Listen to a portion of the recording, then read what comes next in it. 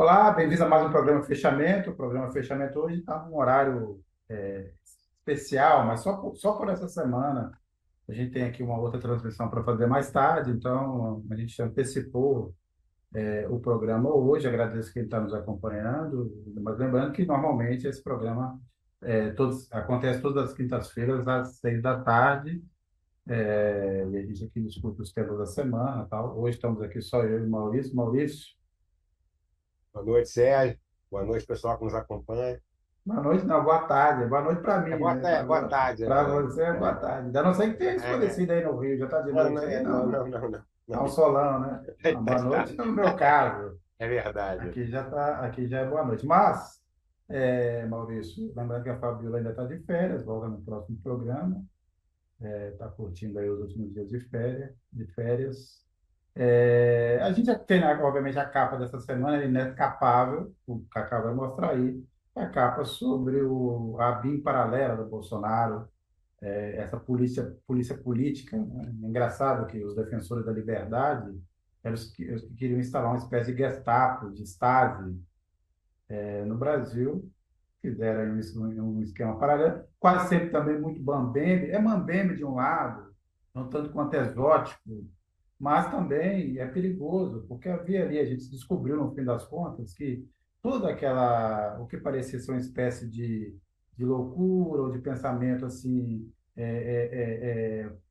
extemporâneo do Carlos Bolsonaro tinha uma lógica. Então, a gente está entendendo um pouco melhor, com essa série de investigações aí, que havia uma lógica.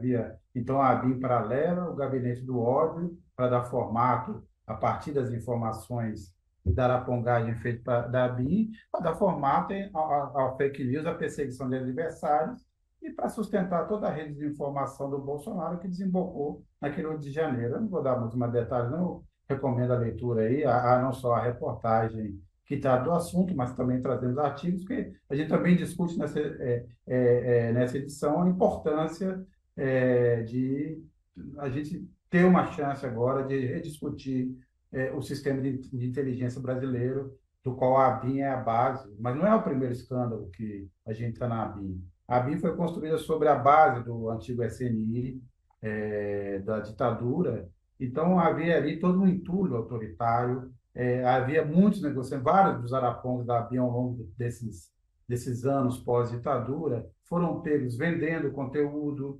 negociando, ganhando por fora e participando da produção de alguns escândalos políticos e policiais que o Brasil teve. Então, essa é mais uma chance, mais uma oportunidade de a gente discutir essa revisão do sistema de inteligência e colocar a ABIN a serviço do Brasil, ou seja, que ela seja uma agência que ajude tanto no monitoramento necessário, principalmente das políticas internas e da contra-informação dos interesses que vêm para o Brasil.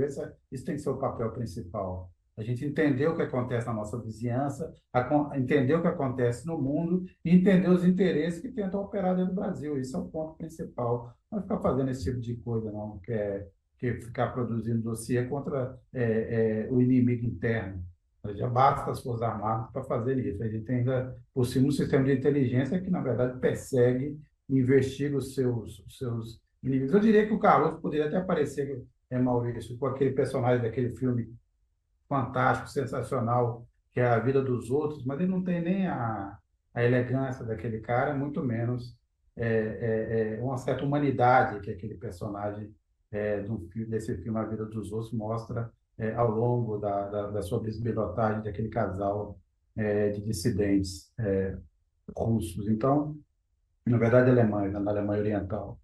Mas há ali muito daquele aspecto da paranoia estava nessa história. Mas, como eu disse, não vou me estender, não. A gente vai tratar aqui de alguns assuntos. Hoje a gente teve a posse do Lewandowski, né? O Lewandowski no Ministério da Justiça, coincidiu a posse do Lewandowski com a retomada também do ano judiciário. Então, primeiro você teve a sessão de posse do Lewandowski, na seguida você teve a sessão no Supremo, marcando o recomeço do ano judiciário.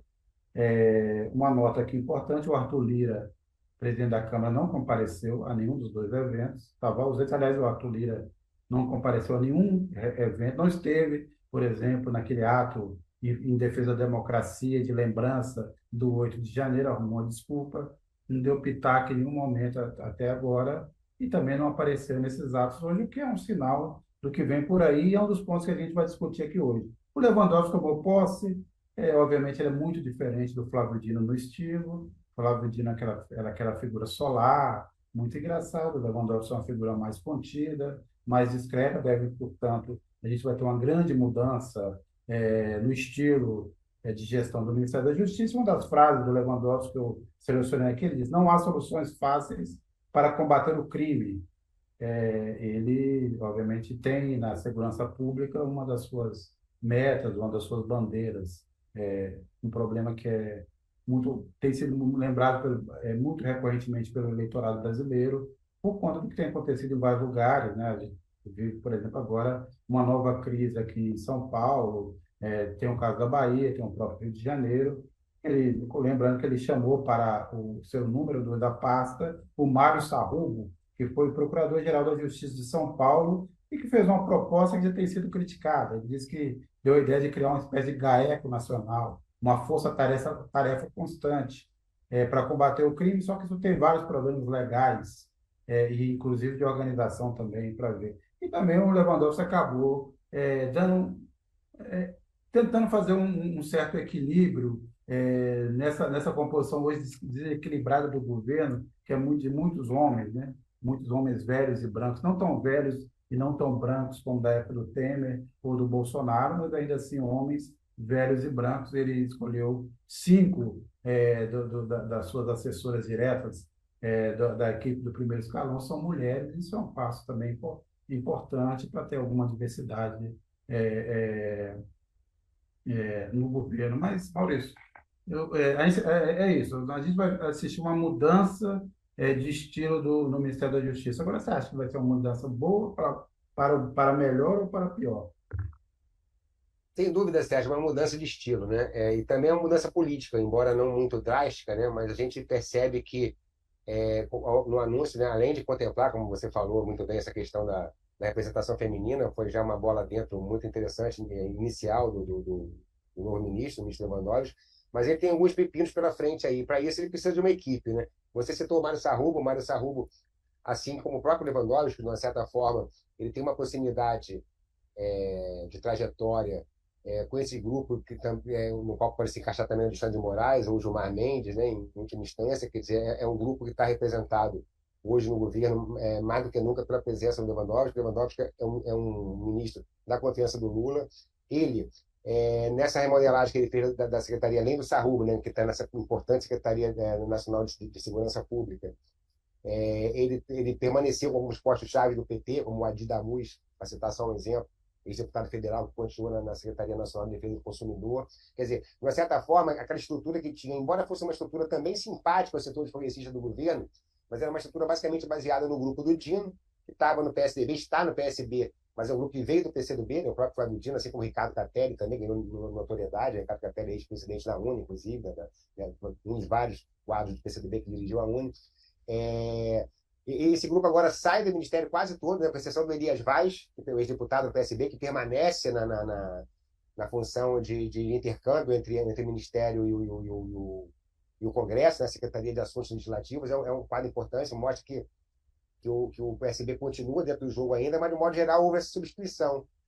Dentro do campo da esquerda, dentro do campo progressista, mas saiu esse grupo mais ligado ao PSB, oriundo do PCdoB, e agora temos essa dupla aí, desses dois grupos, digamos, o grupo mais ligado ao PT de fato, e esse grupo trazido pelo próprio Lewandowski, que representa um pouco também o STF, leia-se Gilmar Mendes e Alexandre de Moraes, que apoiaram a indicação do Lewandowski, né? Essa questão da segurança pública é um nó, essa própria discussão que o Sarrubo trouxe da criação do GAECO, existe um GAECO aqui no Rio e em outros estados também, que é um grupo de trabalho interessante, mas realmente tem-se muitas dúvidas em relação a como estruturar isso em nível federal, né? Além das questões jurídicas para poder alinhar tudo, o que é poder estadual, o que é prerrogativa federal, cai também naquela discussão, Sérgio, sobre a casca de banana política, né? Isso é uma discussão que ainda está rolando dentro do governo Lula. Ela remonta o grupo de transição, que é, faremos um ministério específico para segurança pública ou não, mantém dentro da justiça ou tira. E dentro dessa discussão, o fundo é que vale a pena comprar politicamente essa briga, né? A gente já falou várias vezes disso aqui. Segurança pública não é coisa fácil. Agora, por exemplo, aqui no Rio, nós temos já caminhando já para, se não me falha a memória, 3 meses, eu espero, o Cacá pode me corrigir se eu estiver errado, a intervenção, a GLO nos portos e aeroportos, a presença da Força Nacional de Segurança. E qual é o resultado? Quer dizer, a sociedade carioca começa a clamar por resultado, quer dizer, na verdade, o governo ele se coloca, digamos assim, em evidência, tratando a segurança pública, pode não ser interessante pensando em arranjos futuros. E para finalizar a minha análise, Sérgio, só dizer também que hoje, com a posse do Lewandowski, com a posse também da retomada, perdão, dos trabalhos do judiciário, mais ou menos ficou claro, né, que esse grupo que venceu, digamos assim, a tentativa de golpe, venceu a tentativa de se instalar um governo fascista aqui no Brasil. Esse grupo está hoje representado no poder e ele está não só na frente ampla do governo federal do executivo, que elegeu junto com o Lula e Alckmin, mas também no STF, desde do protagonismo exercido por Alexandre de Moraes até tudo que se faz hoje em dia para poder realmente punir e fazer com que não se repita na história do país essa tentativa de golpe. Eu acho que hoje o arranjo institucional brasileiro fica muito claro com o Lewandowski no Ministério da Justiça. A gente teve a divulgação de um dado interessante, que foi a redução de crimes letais no Brasil, de mortes por arma de fogo, é uma coisa que tem acontecido desde de 2020 para cá, na verdade, prova, por exemplo, que a liberação de armas não tem nenhuma relação com isso, porque houve uma redução, na verdade, um controle maior da posse e da distribuição de armas, da posse e do porte de arma, e, no entanto, isso não afetou, não deixou a população mais fragilizada ou mais sob risco. Houve um aumento aí muito, uma queda muito razoável, um dado positivo que o Flávio Dino deixa aí no final. O Lewandowski também disse que vai manter ou pretende avançar em um dos pontos, que era uma discussão que tinha sido instalada durante a gestão do Flávio Dino, e que continua, que é pensar em algum tipo de regulação das redes sociais. É um assunto que o Brasil não consegue, não tem conseguido avançar. Há de novo uma tentativa de voltar a discutir o PL das fake news no Congresso, mas eu acho que aí você tem um avanço positivo se o Ministério da Justiça, o ministro da Justiça, mantiver esse propósito de também criar uma legislação, regras para controlar essa distribuição, essa fábrica de desinformação, esse ecossistema de desinformação, como diz, por exemplo, a professora Eliara Santana, que escreve uns artigos dessa edição sobre a articulação entre a BIM paralela e a distribuição de fake news no Brasil. A gente recebeu aqui alguns comentários do Francisco Antônio. Eu quero ter certeza de que vai dar alguma coisa contra os filhos de Bolsonaro, mas está difícil de ter um pensamento positivo, sim ou não? E o Carlos Almeida, jet ski sumiu igual a joias. Francisco Antônio, eu acho que está mais perto, né? Mais perto. Eu acho que ter chegado agora ao Carlos Bolsonaro e a Polícia Federal, no seu entendimento na investigação, e também o entendimento da Procuradoria-Geral da República, de que havia, de fato, uma BIM paralela, quer dizer, isso não é uma invenção, havia uma estrutura à margem, produzindo espionagem, arapongagem para o clã Bolsonaro, e que o Carlos Bolsonaro era o mentor político disso tudo, era quem organizava isso do ponto de vista político, tendo o Alexandre Ramagem como o executor, o gestor de toda essa parte operacional, é um grande passo para chegar em pelo menos um dos nomes, um nome central. A gente não pode esquecer o papel do Carluxo nessa divulgação de fake news e, na verdade, o uso das redes sociais, que a gente precisa admitir é muito eficiente pela extrema-direita e é muito eficiente no caso do Bolsonaro, né? O Bolsonaro continua atraindo grandes hordas e grandes massas para suas lives. O mesmo acontece, por exemplo, com o presidente Lula, que é mais popular, é mais reconhecido, ainda assim não consegue ter essa atração nas redes sociais e na influência digital que tem o clã Bolsonaro. Isso se deve muito ao Carlos Bolsonaro. Então, isso aí é um ponto importante. Eu acho que estamos mais perto de ter uma punição criminal, se não a todos, pelo menos a um dos integrantes. Agora chegará o Carluxo, chegará o Jair Bolsonaro, porque está tudo se enredando, está tudo sendo costurado. E no fim, eu acho que o propósito, ou pelo menos o objetivo, e os caminhos mostram isso, é conseguir ligar o Bolsonaro a todo esse processo e, no fim das contas, também aos atos golpistas de 8 de janeiro, ou seja, mostrar que o Bolsonaro estimulou, estava por trás dessa organização, como também é o caminho que se tenta nos Estados Unidos. Há, obviamente, mais evidência nessa altura em relação ao Trump do que em relação ao Bolsonaro. Mas nos últimos meses apareceram muito mais informações relevantes sobre a participação do Bolsonaro nesse esquema. Então, eu acho que estamos mais perto do que já estivemos de você ter realmente a possibilidade de comprovar essa participação direta da família Bolsonaro em todo esse sistema que, no fundo, tinha dois objetivos: ou ganhar a eleição é, perseguindo, mentindo sobre os seus adversários, ou ir usando dinheiro público de forma desbragada, ou através de um golpe, por meio de um golpe. As duas fracassaram, no fim das contas, e fracassaram muito pela circunstância. Eu queria lembrar que a gente deve sempre pensar que, é, ainda bem que era o Biden, o Joe Biden, presidente dos Estados Unidos. Se fosse o Trump, provavelmente esse golpe no Brasil, em 2022, teria dado resultado. A gente estava falando sobre isso, sobre ainda a presença do bolsonarismo, a força do bolsonarismo. A gente tem esse, que é um dos temas centrais aqui, essa volta, o fim também do recesso parlamentar. O Arthur Lira ainda não deu as caras, todos esses últimos episódios adiaram algumas decisões. Ele, por exemplo, desmarcou a reunião com os líderes para discutir alguns temas que estão na pauta. A gente sabe que o Congresso vem com duas frentes aí muito fortes. Uma é tentar limitar a ação do Supremo Tribunal Federal. E a segunda é impor novas derrotas ao governo. O governo tem uma agenda econômica, dessa vez, vamos dizer assim, que se confronta mais diretamente com o Congresso. A segunda parte da reforma tributária, por exemplo, não é de interesse do Congresso. Querem mexer no imposto de renda para torná-lo menos regressivo, ou seja, para que quem ganha mais pague mais proporcionalmente. Então, de um lado, aumentar, retomar aquela alíquota dos 35% que acabou durante o governo Fernando Henrique, e do outro, ser capaz de ampliar a isenção de imposto de renda para quem ganha até R$ 5.000. Há outras medidas também de arrecadação e também há, por exemplo, a tentativa de acabar com aquela desoneração, aqueles vetos que foram feitos pelo Lula, que agora o Congresso quer derrubar. Maurício, depois de 2023 não foi um ano exatamente muito fácil nessa relação, mas por vários motivos você conseguiu ter um acordo. A pergunta que eu te faço é: você acha que 2024 será um ano mais turbulento nessa relação governo-Congresso do que foi 2023? Sem dúvida, Sérgio. Primeiro, por essa questão que você colocou, né?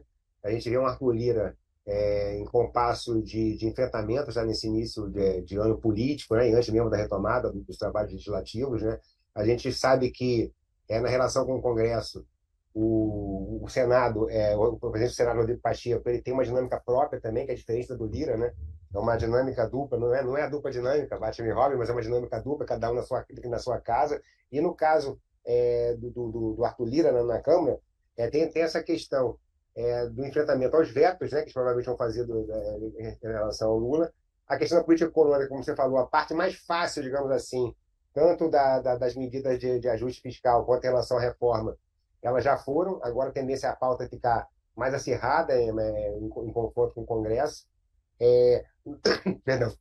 Nós vimos hoje, por exemplo, o líder do governo no Congresso, o senador Randolfo Rodrigues, falando que essa questão da regulação das redes é uma pauta que deve entrar com urgência também, a tempo de que seja decidido alguma coisa antes das eleições municipais. Quer dizer, são vários pontos de enfrentamento. E lembrando que o governo Lula, né, como sempre, naquela prática meio equilibrista, né, que está tendo desde o início do governo, ele, ao mesmo tempo que ele cedeu em relação ao fundo partidário, ao fundo eleitoral, né, que é recorde esse ano, as eleições municipais, ele também cortou, né, ele fez um corte nas emendas, e isso cai naquela discussão, né, do controle orçamentário, né, que, como a gente sabe, no governo Bolsonaro ele passou, né, com a história do orçamento secreto, etc. e tal, que eu não vou me estender aqui, ele passou para o Congresso, e agora a batalha política é para retomar, na medida do possível, esse controle, e a tensão vai ser grande, inclusive lembrando que é o último ano de mandato, tanto do Pacheco na presidência do Senado, quanto do Lira na presidência da Câmara. Eles vão ter que ser substituídos por outras pessoas, né? Ambos estão no segundo mandato já de 2 anos, estão há 4 anos na frente das casas, e essa movimentação para a eleição também vai dizer muito o que pode acontecer, sobretudo no segundo semestre, Sérgio, eu acredito, porque não existe um nome, embora o Elmar Nascimento de desponte na Câmara e o Davi Alcolumbre no Senado como favoritos, mas na verdade não são nomes fortes a ponto de que esteja pacificada essa questão da eleição. Muita coisa ainda pode acontecer. Ela tem um pauta de meio ambiente, pauta de direitos humanos, do lado da esquerda, digamos assim, e do lado da direita também pauta de costume, né? A questão do Estatuto do Nascituro, coisas que estão presas nas comissões ainda, mas que podem fazer parte do jogo político por parte do Arthur Lira. Enfim, eu acho que, sem dúvida nenhuma, esse próximo ano, agora, esse ano legislativo que se inicia agora, ele será bem mais complicado nessa relação do governo, e bem mais emocionante também. Quem achou emocionante o ano passado, esse terá certamente mais e fortes emoções. Lembrando, para encerrar, que existe um processo de fritura, uma tentativa de fritura do ministro das Relações Institucionais, o Alexandre Padilha, que segundo as nossas informações de Brasília, tem partido, sobretudo, realmente do gabinete do Arthur Lira. Talvez a única chance que o governo tenha de... Chance não, mas abre-se uma nova possibilidade do governo ter uma margem de negociação com o Centrão, é o fato de que você entra também o bolsonarismo um pouco enfraquecido depois dessas novas operações. Lembrando que a gente teve a segunda-feira a busca e apreensão na casa do Carlos Bolsonaro, mas na semana anterior a gente teve aquelas buscas e apreensões no gabinete do Alexandre Ramagem. Lembrando também que o Carlos Jordi, algum tempo atrás, também foi alvo por conta, aí por outra perna dessa história, que é a perna da produção de fake news, tal. Então a gente tem todo esse cenário aí, e talvez este enfraquecimento um pouco, porque o bolsonarismo estava se organizando para vir com muito ímpeto, principalmente na tentativa de conter os trabalhos do Supremo. Talvez isso tudo agora deu uma amansada na turma. Isso abra novas janelas de negociação, que é o que a gente vai ver. A gente agora, daqui a pouco, vai entrar em alguns outros assuntos interessantes, mas eu queria convidar quem está assistindo a gente para ver um vídeo aqui da Carta Capital. Todo o programa, obviamente, lembra vocês da necessidade e do apoio ao trabalho da revista. Então, quem puder assinar, quem puder contribuir, a Carta Capital esse ano está chegando aos 30 anos, pretende viver muito mais tempo, por exemplo, eu, que não tenho nenhuma pretensão, assim, não está nos meus planos morrer, imagino que daqui a uns 100 anos eu ainda vou estar aqui aparecendo para comentar o Arthur Lira da vez, ou o Bolsonaro da vez, mas contribuam, ajudem, apoiem a revista. Vamos ver esse vídeo aí, para ver se vocês se animam um pouco, também se puderem espalhar para os amigos e também até para os inimigos. Então, Cacá? Já notou como os jornais de maior circulação do Brasil estão sempre unidos na defesa de pautas como controle de gastos públicos, Banco Central independente e a firme oposição a qualquer iniciativa para taxar os 10% mais ricos, aqueles que abocanham 60% da renda nacional? Pois é, esse monocórdio discurso único da mídia tem raízes profundas. Somente 5 famílias controlavam metade dos veículos de comunicação de maior audiência do país em 2017, segundo a ONG Repórteres Sem Fronteiras. E o pior, essa concentração está aumentando com a compra de grupos de mídia por bancos e corretoras. Agora, refresque a memória. Você lembra qual foi a primeira publicação a denunciar os abusos da Lava Jato, muito antes do vazamento daquelas conversas que comprovaram o conluio do juiz Sérgio Moro com procuradores da República para prender Lula? Recorda-se de quem desde o primeiro momento denunciou que o impeachment de Dilma Rousseff era um golpe? Nadar contra a corrente sempre foi a nossa especialidade, mas também nos cobra um preço alto. Carta Capital sofreu boicote sistemático dos governos Temer e Bolsonaro, inclusive com pressões para que grandes empresas deixassem de anunciar na revista. Só sobrevivemos nesse período graças à inestimável contribuição dos nossos assinantes e apoiadores individuais, trabalhadores como eu e você que ainda sonham com um país mais democrático, justo e inclusivo. Somos muito gratos a todos que nos apoiaram nesse momento. Mas o perigo não passou. A concentração do mercado publicitário nas chamadas Big Techs tem ferido de morte veículos com estrutura bem mais robusta do que a nossa. Imaginem o impacto desse fenômeno em quem nunca pôde contar com o apoio de grandes empresas e grupos financeiros. E é por isso que renovamos o pedido de apoio. Só conseguimos manter o jornalismo corajoso, honesto e transparente de Carta Capital com as contribuições de nossa comunidade. Não adianta criticar a mídia corporativa e não apoiar quem sempre esteve ao lado da democracia, da diversidade e dos direitos humanos. Faça sua parte, contribua com Carta Capital, faça uma assinatura para receber a revista em sua casa ou faça uma assinatura digital. Se você não pode assumir um compromisso mensal agora, doe qualquer valor em nosso site ou no Superchat durante as nossas transmissões ao vivo pelo YouTube. Valorizamos igualmente todas as formas de contribuição, não importa a quantia que você possa despender, porque temos clareza de que juntos somos mais fortes e podemos vencer o discurso único da mídia.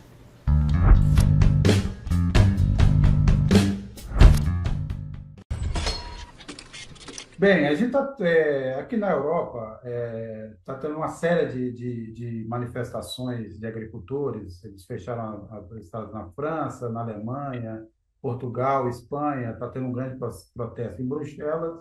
Há várias demandas dos agricultores, tem a ver com o aumento de preço de combustível, os efeitos da guerra da Ucrânia, mas também acabou servindo para uma discussão aqui na Europa sobre se a Europa deve ou não fazer esse acordo com o Mercosul. Quem está na linha de frente contra esse acordo é o presidente da França, Emmanuel Macron, que disse que não vai aceitar, que a França não vai aprovar esse acordo. Ele fala em um acordo mais justo, e a gente vai discutir isso um pouco aqui, enquanto a Comissão Europeia, por exemplo, teria aceitado alguns dos pontos propostos pelo Mercosul, principalmente pelo Brasil, em relação às compras governamentais, que era não entrar, quer dizer, o Brasil poderia, por exemplo, preservar as compras do SUS, teria a capacidade de oferecer, de aceitar ofertas de indústrias brasileiras ou de fornecedores brasileiros a um percentual um pouco mais caro,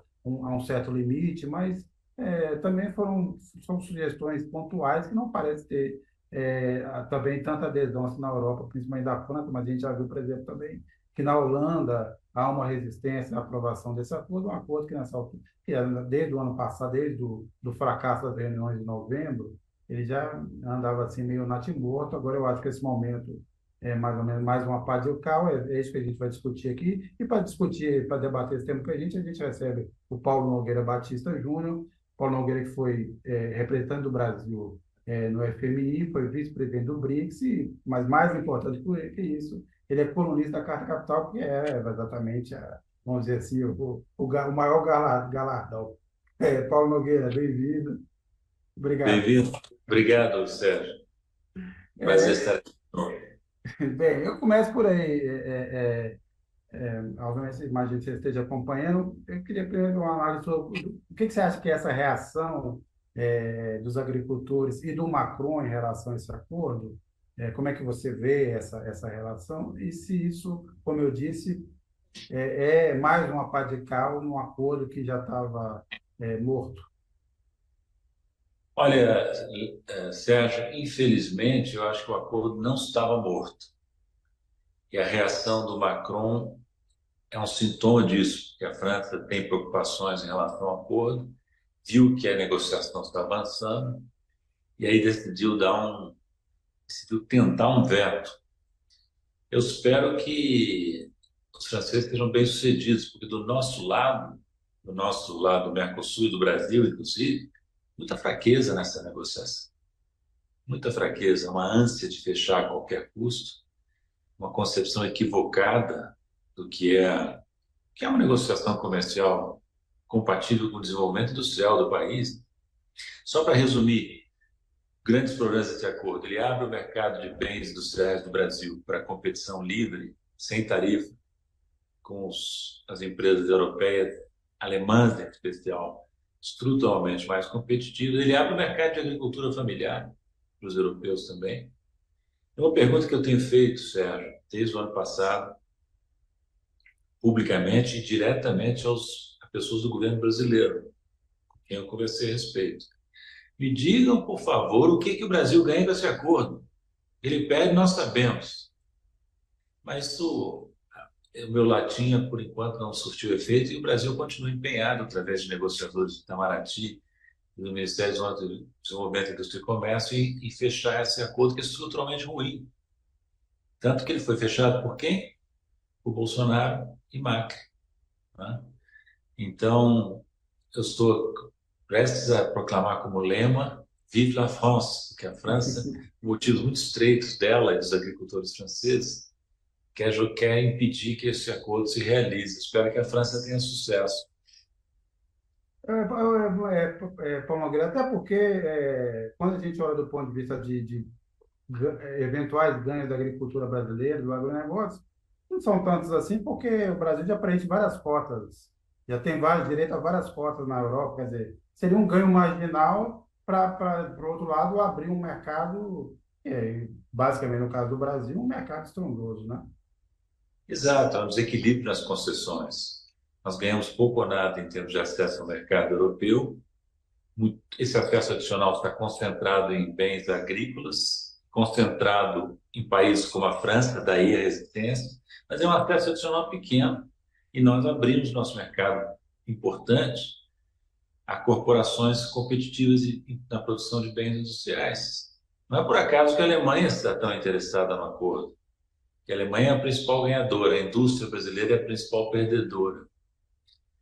Então, eu tenho dito aí, vou repetir aqui, que história é essa de um governo que quer reindustrializar e se compromete com acordos comerciais desindustrializantes? Essa é uma pergunta que o presidente Lula tem que responder. Ele não pode jogar a responsabilidade por essa negociação estratégica nas mãos de burocratas do Itamaraty ou do MIDIC. A palavra final é dele. Onde é que está a suposta preocupação do governo Lula com a indústria?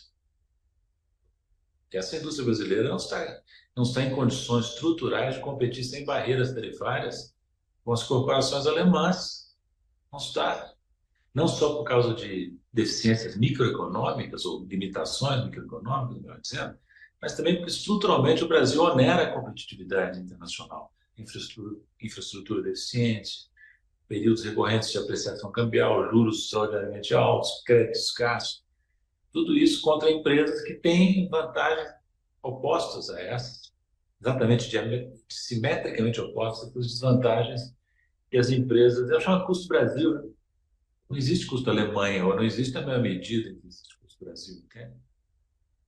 Então, é um viralatismo tremendo, querer fechar por fechar, para dizer que, finalmente, depois de 20 anos, nós conseguimos fechar. É claro que é fácil fechar.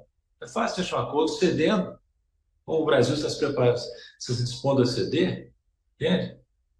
E olha, esse acesso adicional na parte agrícola, ele está condicionado pelo chamado protecionismo verde, protecionismo ecológico dos europeus, que querem criar mecanismos, ainda não cederam nesse ponto, para que eu sei, mecanismos de compensação em caso de agressão ao meio ambiente aqui. Aí eles retiram as concessões. Beleza. E pode ser que essa pressão do Macron, na reta final, resulte no endurecimento europeu nessas questões, para dar uma válvula de escape protecionista aos europeus, os franceses em especial. E com esses burocratas de quinta categoria aqui, querendo fechar a qualquer custo o acordo, o risco é que ele seja fechado em bases realmente muito perigosas para o Brasil. Então, não me venham falar em neoindustrialização se o governo segue na parte comercial externa, na linha do Bolsonaro. É como se o Paulo Guedes ainda fosse ministro. É isso que nós estamos vendo.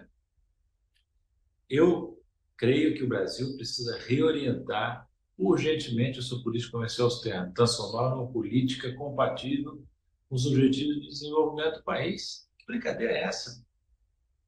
É incrível que a gente esteja aqui, pessoas como eu, estejam agora na dependência de Vive la France para nos salvar de um acordo que é uma armadilha. Estou rindo para não chorar, né? Porque Não é possível que o Brasil ainda esteja nessa posição. Paulo, essa questão ambiental, né, que você falou é muito interessante, porque a França, né, historicamente, ela já complica esse tipo de acordo, tanto no âmbito interno mesmo lá da União Europeia, né, porque e o discurso durante anos foi de proteção aos agricultores familiares franceses, e de uns anos para cá esse discurso meio que migrou, né, se mesclou em relação à questão ambiental. E a nossa neo-industrialização, né, que está sendo propagandeada, ela fala muito em projetos verdes, projetos ecológicos e tal. Quer dizer, é curioso essa contradição, né? Aí você quer te perguntar, existe mesmo uma contradição fundamental aí, porque se a gente quer industrializar da maneira verde, mas ao mesmo tempo o acordo, por exemplo, com a União Europeia, ela joga contra a nossa industrialização, quer dizer, é um discurso vazio, né? O Brasil, mesmo em questão ambiental, ele fica pregando no deserto, digamos assim. Vazio, olha, volto a dizer, esse acordo não tem vantagem, só traz problema. O que motiva o presidente Lula, vou especular aqui, a insistir nessa negociação furada? É aquela visão política, vai me desculpar, superficial, de que é politicamente importante fechar um acordo abrangente com um grande parceiro como a União Europeia. Isso pode ter sido verdade em algum momento, há 20 anos atrás, já não é mais hoje. A União Europeia é importante? Sim. Vamos manter relações boas com a União Europeia? Sim. Mas não ao preço de aceitar um acordo de tipo neocolonial como esse. O Brasil quer ser independente ou não quer? Não pode abrir mão dos seus instrumentos de política econômica, abrir seu mercado em troca de nada, ou quase nada. É uma vergonha isso. É uma vergonha. E o outro argumento político, esse também muito frágil, é o seguinte: não, se o Brasil não fechar, a Argentina sai do Mercosul. Piada, né? Que a Argentina tem laços importantes com o Mercosul, e mesmo que ela queira, com o Milei, fechar esse acordo ultraliberal, não é por acaso, né, que esse acordo tem apoio do Milei, né?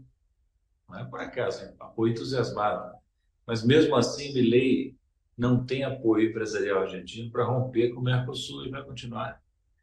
Então, a União Europeia não é mais polo independente no mundo. Quem tinha dúvidas sobre isso já não pode ter, depois do que aconteceu com a Ucrânia, a subordinação do polo europeu ao polo americano. E nós não temos por que nos subordinar aos subordinados. Isso que esse acordo representa, a subordinação do Mercosul à União Europeia, por sua vez subordinada ao polo americano. E olha, o Samuel Pinheiro Guimarães, que morreu, infelizmente, essa segunda-feira, dizia com toda razão: se nós fizermos concessões dessa magnitude aos europeus, pode escrever que os americanos vão querer também as mesmas concessões. E os japoneses também. Em breve, o nosso mercado estará inteiramente aberto. Quer mercado aberto? Sim, você defende o mercado aberto? Pergunta o Lula e seus ministros. Então, qual é a diferença entre vocês e a agenda ultraliberal do Bolsonaro ou do Temer? A Áurea Alexandria, que está nos acompanhando, ela pergunta: será que o Lula não está querendo passar o ônus de enterrar o acordo para o Macron? Boa pergunta. Eu mesmo tinha essa esperança, viu? De que isso fosse uma manobra lulista, de dizer: olha, nós tentamos e não conseguimos. Eu até alimentava essa esperança. Mas o que aconteceu foi o seguinte: o Lula, ano passado, prometeu que se não conseguisse fechar até o 7 de dezembro, que foi a data em que ele passou a presidência do Mercosul para o Paraguai, ele desistiria. Chegou a data, não se fechou o acordo, os europeus continuaram intransigentes, e o Lula continua na mesa. Não sei o que ele está fazendo nessa mesa, através de burocratas do Itamaraty e do BIDIC. Não sei o que ele está fazendo. É a falta de orientação do governo que espanta. Né? Realmente, não dá para aceitar que um governo que tem essa retórica desenvolvimentista, essa retórica de retomada da indústria, acabou de lançar uma política industrial. Então, o que ele vai dar para a indústria por uma mão, vai tirar com a outra. Eu quero daqui a pouco falar ouvir sua opinião sobre a política industrial, mas antes eu queria fazer uma pergunta, Paulo Nogueira. Você falou sobre o risco de se fazer um acordo com um parceiro subordinado, mas eu vou mais além disso. Toda essa discussão sobre acordos, grandes acordos comerciais, então a ALCA, esse acordo com o Mercosul, que é uma coisa ali da virada do século, tal, muito em voga. Aí você teve várias ideias, teria o acordo do Pacífico, tal, tudo parecia, então, para caminhar para todos esses de acordo. Eu pergunto se ainda faz sentido falar sobre isso, quer dizer, pensar em acordos dessa natureza amplos, de blocos econômicos, ou isso também é um negócio que precisaria ser revisado, olhando a composição geopolítica hoje?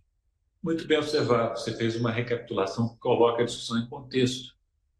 Esse acordo que já está em negociação há 20 anos é um acordo velho. Macron disse isso também. Envelheceu, porque a onda que havia, como você disse muito bem, na virada do século, para formar grandes acordos intrusivos como ALCA, Trans-Pacific Alliance, que os americanos abandonaram, né? Acordos desse tipo, agora o acordo Mercosul-União Europeia. Na verdade, esse acordo com a União Europeia é um sobrevivente, é um último sobrevivente de algo que o mundo já meio que superou, que é essa ideia de abertura. Ao contrário, os países estão se fechando. Os americanos, por exemplo, perceberam o quê? Os europeus também.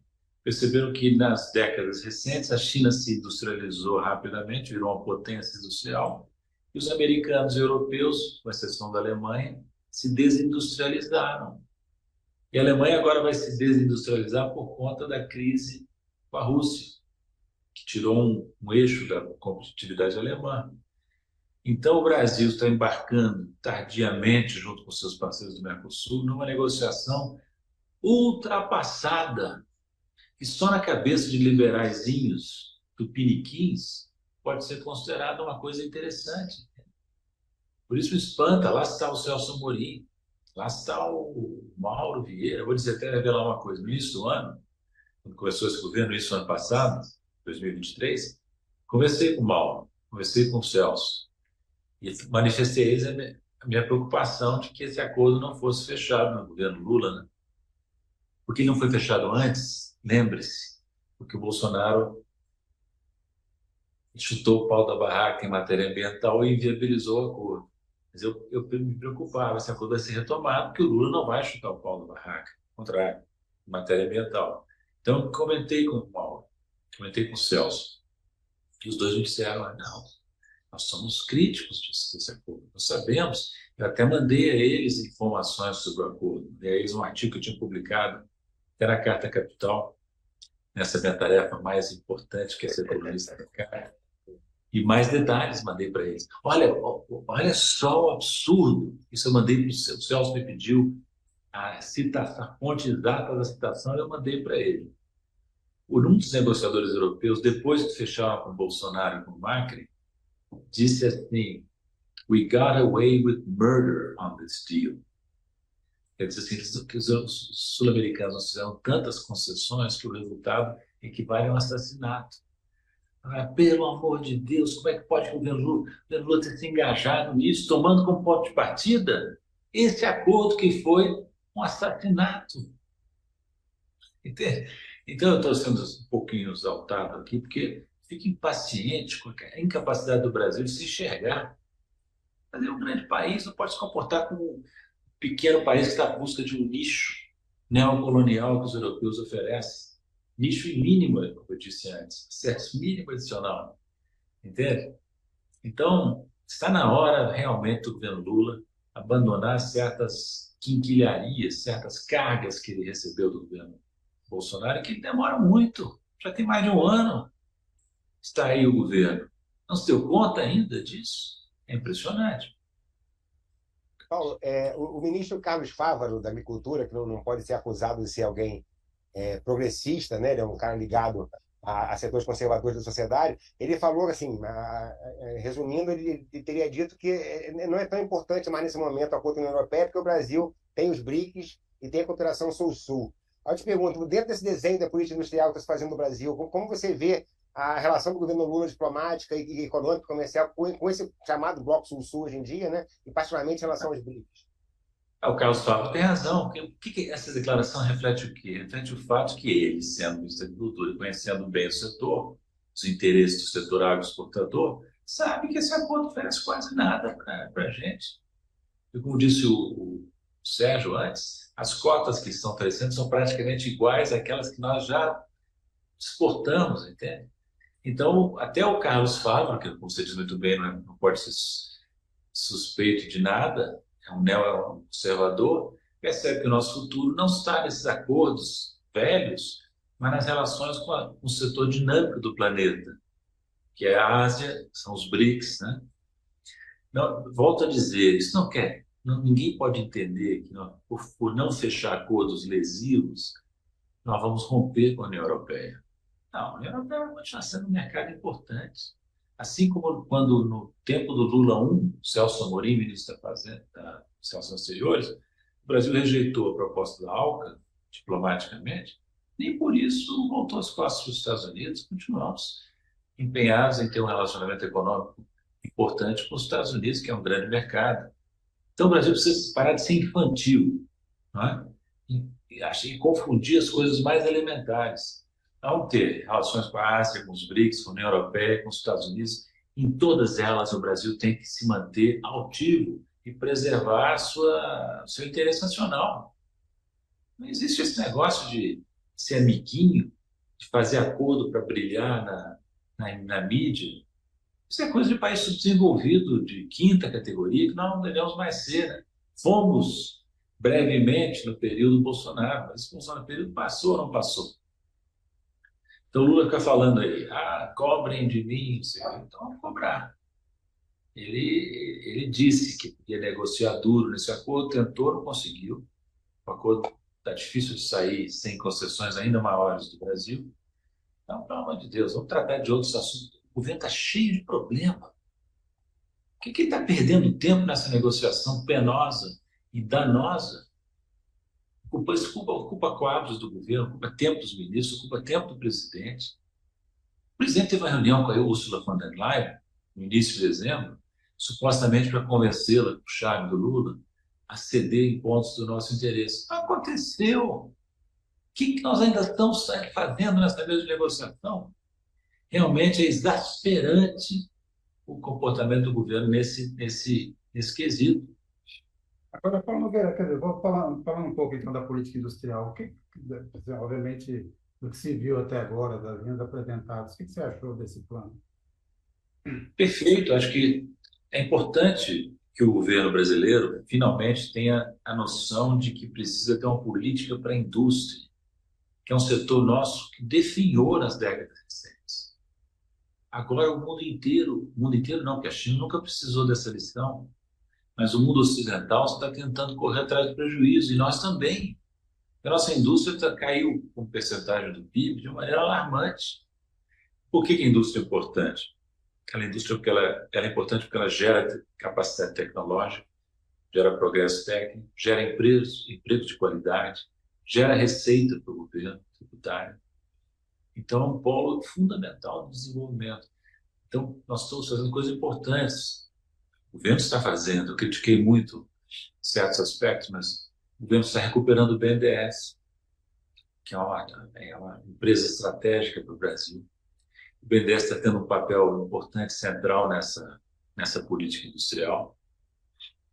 Mas, olha, não adianta, vou dizer uma coisa aqui, não adianta ter política industrial, por mais bem concebida que seja, se o quadro macroeconômico interno, global, e as negociações comerciais são anti-industriais.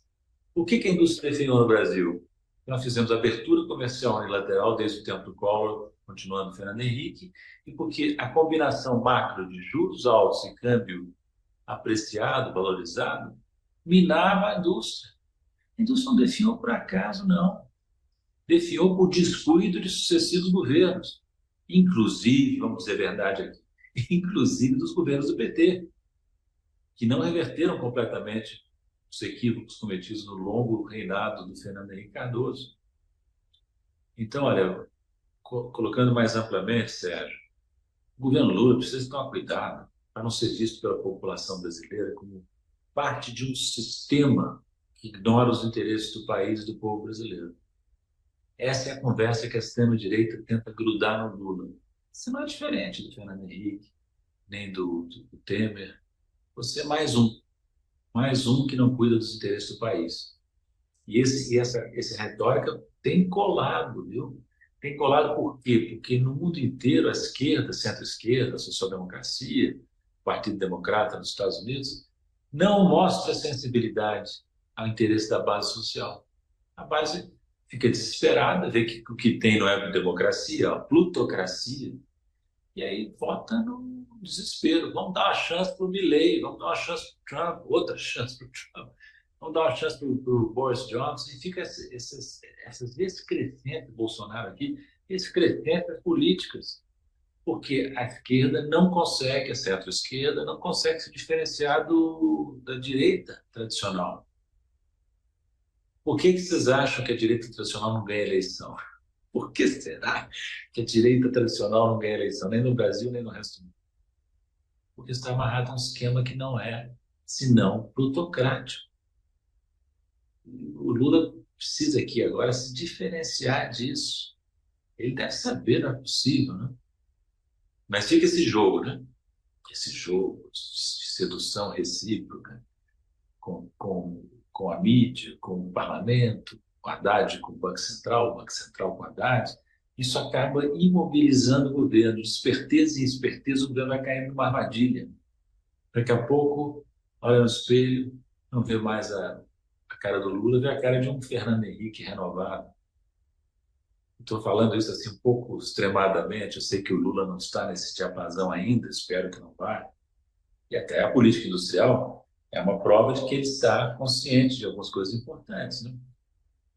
Paulo, justamente. Mas, Perdão, pode falar. não, pode falar. Pode falar. Nós estamos nos aproximando já do final. Eu queria justamente que você fizesse para a gente assim, um balanço do que você está achando em relação à política econômica mais ampla do governo até agora, o trabalho do ministro Haddad, essa discussão toda que vem desde antes da eleição, com as emendas já para poder fazer o ajuste fiscal, antes mesmo do Lula assumir. Você acha que o governo, nesse sentido, está no caminho certo, possível no momento?